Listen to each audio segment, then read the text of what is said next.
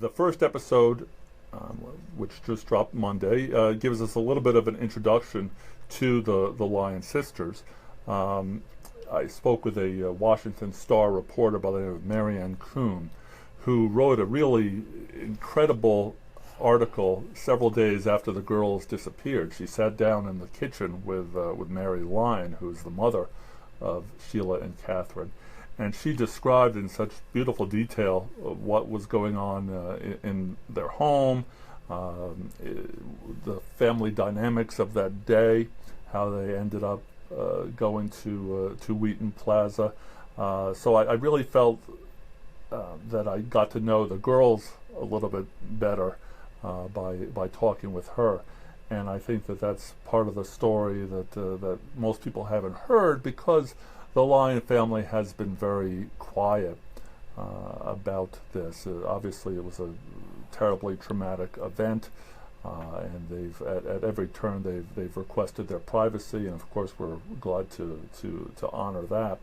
But the story of the young girls and their disappearance and what it meant to the family and what it meant to the community really is, I think, quite compelling, and that's why we did the podcast.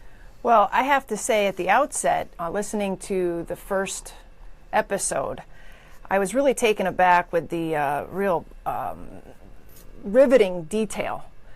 And one of the things that you raise throughout the podcast, throughout the series, is how fresh in the minds that their disappearance remains.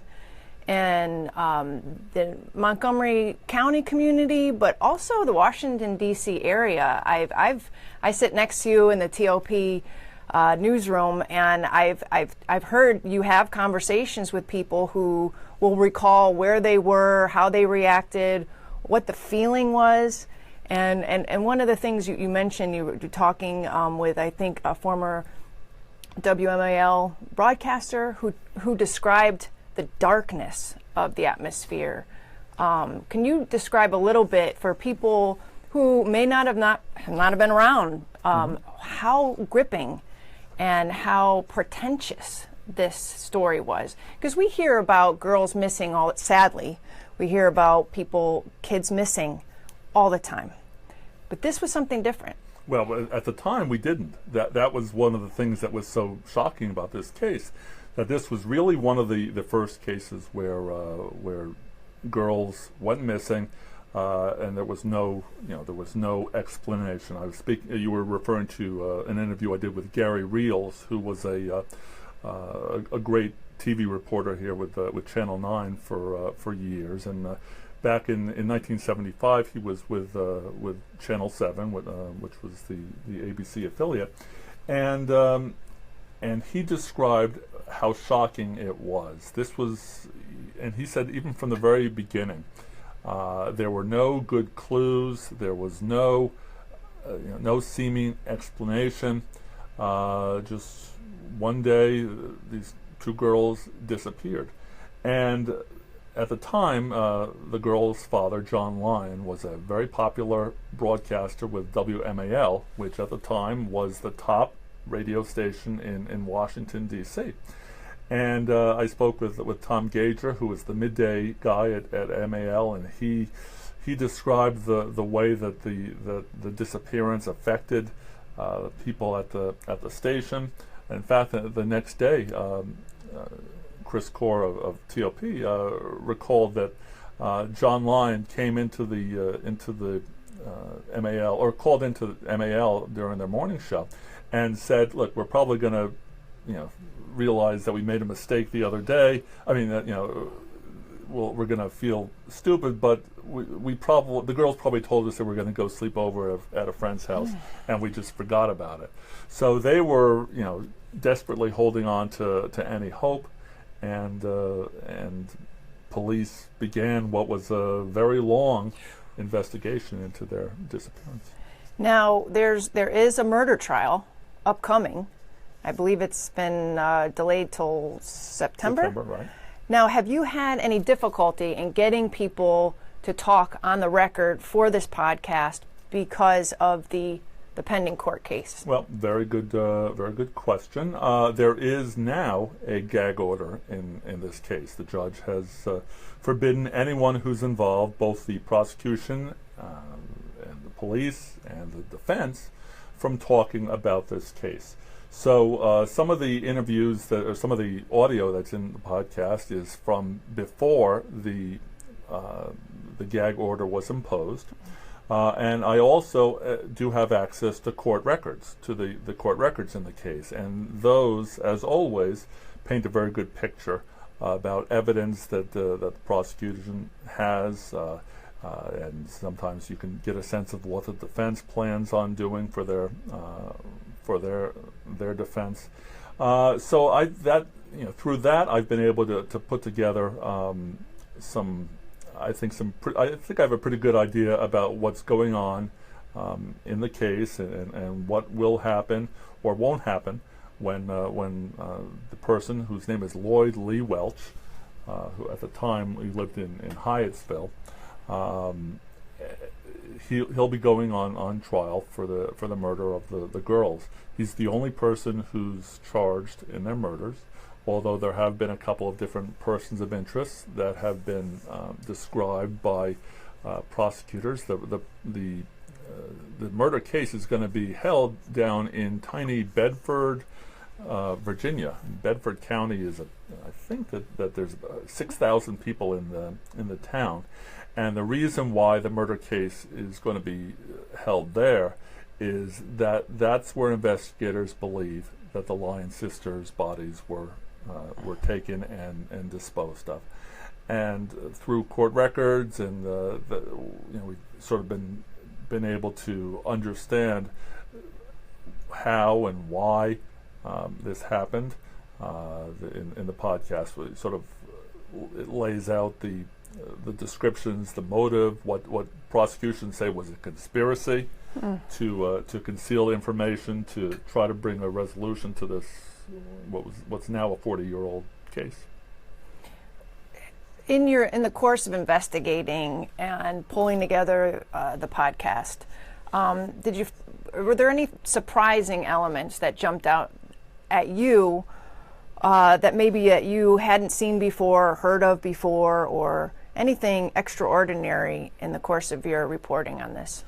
Well, I think that people who have been here for a while, or people who followed the case at all, may remember that there was a sketch that was put out soon after the girls went missing. And it was of a man who was about 50 or 60 years old, gray hair, nice-looking gentleman, who was trying to get young girls to talk into a microphone in a cassette recorder. And apparently several people saw a man try to do this. And that man, even though police didn't know what his name was, he became known as Tape Recorder Man. And for years, the sketch of Tape Recorder Man was the image that people saw and were keeping their eye out for in looking for clues and the whereabouts of the Lyon sisters. And over time, we found out what happened to that sketch and the way that the police handled it. And the person who's now under arrest bears no resemblance to the Tape Recorder Man. So that was, to me, a very, very important and very telling description, and sort of that often happens in cases. Investigators get a lead and they put a lot of effort into pursuing it. And sometimes it ends up being not a good lead. Yeah. Wow. Well, for our viewers here on Facebook Live, can you just chart out how many podcast episodes and maybe just basically, what each might be about leading to the conclusion? Sure. This is a 5-part series. And each Monday there'll be a new episode that comes out. in first episode, we are introduced to the Lyon sisters, and we do a sort of a step-by-step of what was going on in their home. We also hear a little bit about the situation at WMAL, where John Lyon was a very successful broadcaster, and we also hear from a little bit about the initial steps of the police investigation. So that's episode 1. Coming next week, and I guess you're hearing it first here on Facebook Live, we will go into the eyewitnesses who provided sketches for the people that they saw with the girls at Wheaton Plaza, and that's really that was really, to me, a very important part of the case.